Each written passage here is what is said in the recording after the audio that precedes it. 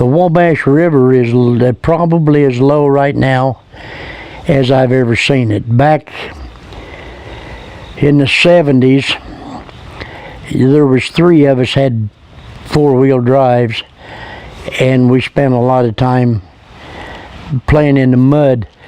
We seriously considered trying to drive with one of them across the river, and that would leave the other 2 out to pull him out if he got in too deep, and we talked ourselves out of it.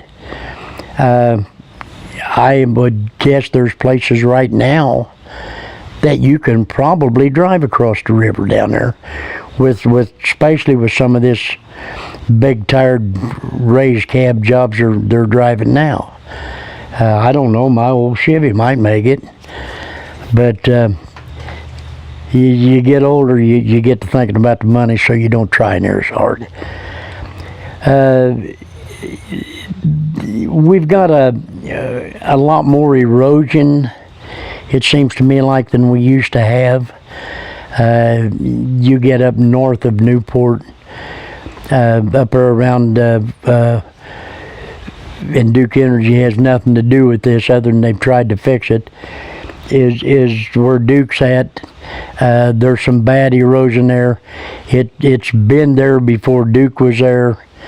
It's really gotten bad in the last few years. The river is everything's blacktop and cement now, so when the water lands, it don't go back in the ground where it needs to go. It runs at a high rate of speed and heads for the river.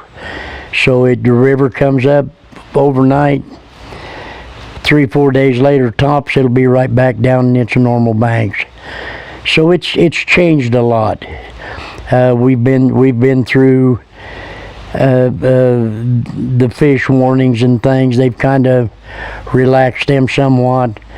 I've had buddies that have taken wave runners and things and went down there and tried to run them, and almost instantly the sediment eats the impeller up and their machine's done.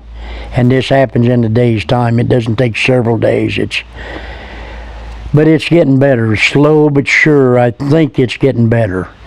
A lot of the bottom lands that they used to farm is now in wetlands programs.